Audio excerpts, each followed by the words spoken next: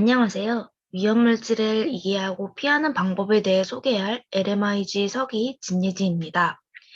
여러분이 요즘 푹 빠져있는 것은 무엇인가요? 만약 그것이 여러분에게 해를 끼친다면 어떻게 중단할 것인가요?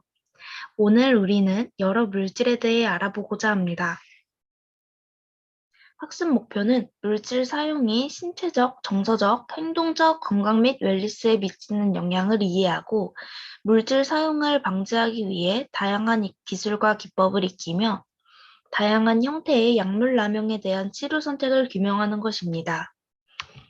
목차는 물질 사용에 대해 알아보고 이것이 건강에 미치는 영향에 대해 알아본 후 이를 피하는 방법과 치료하는 방법의 순서로 진행됩니다.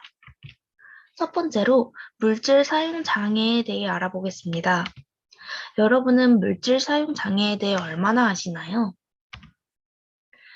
이 단어들의 공통점은 무엇일까요? 바로 중독이 될 수 있다는 것입니다. 물질 사용 장애의 진행 과정은 세 단계로 진행됩니다.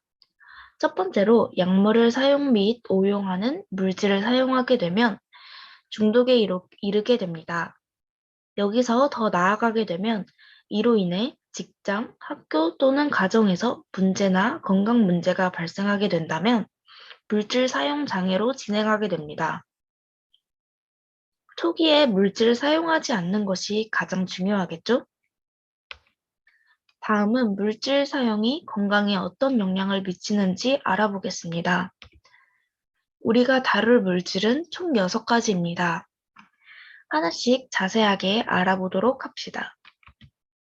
첫 번째로 담배입니다. 담배는 호흡 문제를 야기하며 심장마비, 충치 등을 유발합니다.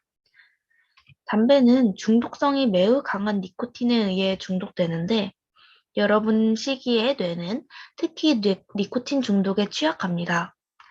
금단 증상으로는 짜증, 불안, 집중력 저하 등이 있습니다. 두 번째는 알코올입니다. 알코올은 신경학적 문제, 간 기능 저하, 암 위험 증가를 유발합니다. 알코올은 뇌에 화학적 변화를 일으켜 취한 상태를 유발하고 중추신경계를 느리게 합니다. 더 나아가면 음주에 대한 집착이 심해지는 알코올 사용 장애와 폭음에 이르게 합니다. 세 번째는 대마초입니다.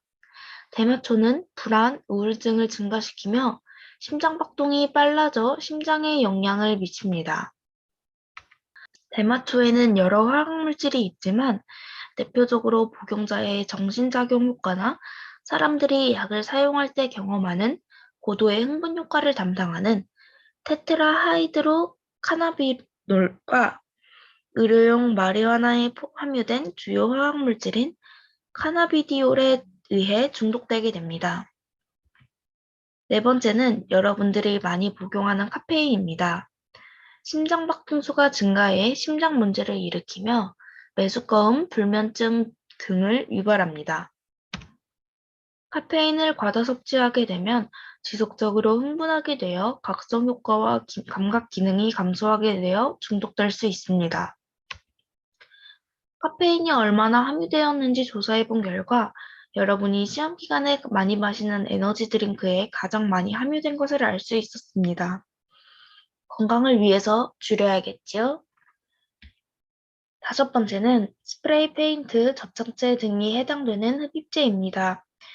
이는 질식, 경련, 구토를 유발하며 심지어 사망에 이를 수 있습니다.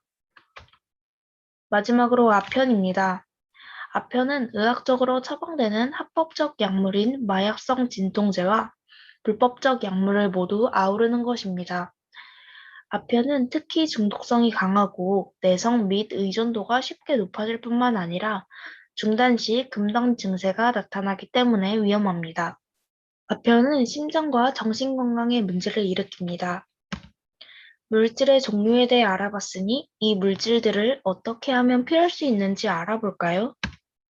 물질 사용을 피하는 4가지 방법에 대해 소개해드리겠습니다. 첫째로 자신의 가치를 파악하는 것입니다. 그 후 자존감을 강화하기 위해 자신을 돌아보고 자신을 존중해주는 사람들과 함께하는 것입니다. 또한 생활 습관을 개선하여 몸과 마음의 균형을 잡는 것이 중요합니다. 마지막으로 정중하지만 단호한 어조를 사용하여 거절하는 것입니다. 다음은 약물 남용 시 어디서 도움을 받을 수 있는지 알아보도록 하겠습니다. 담배는 패치와 껌을 병용한 니코틴 대체 요법이 가장 효과적이며 금연 클리닉을 방문하는 것이 좋습니다. 알코올은 청소년 금중 모임인 집단 치료를, 대마초는 승인받은 약물 치료제가 없기 때문에 인지 행동 치료나 동기 강화 치료를 받는 것이 좋습니다. 카페인은 물로 대체를 하거나 점차 카페인을 감량해야 합니다.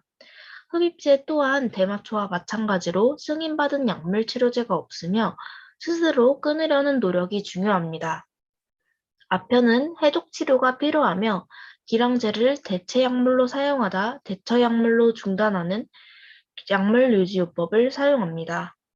무엇보다 이 물질들을 사용하지 않는 것이 중요하며 사용을 했다 하더라도 주변의 도움을 받아 중단하는 것이 바람직합니다. 마지막으로 오늘 배운 것을 바탕으로 스마트 목표를 작성해 볼까요? 스마트 목표는 구체적이고 측정 가능하고 달성 가능하며 적절하고 기한이 있게 설정해야 합니다. 제가 예시를 하나 가져왔는데요. 여러분만의 스마트 목표를 설정하고 이 목표를 달성하기 위해 노력해 보세요.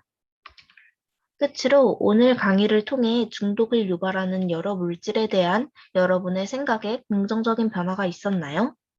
여러분의 생각에 긍정적 변화가 있기를 바라며 여러분 주변에는 여러분에게 도움을 줄 수 있는 좋은 사람들이 많다는 것을 잊지 않으셨으면 좋겠습니다.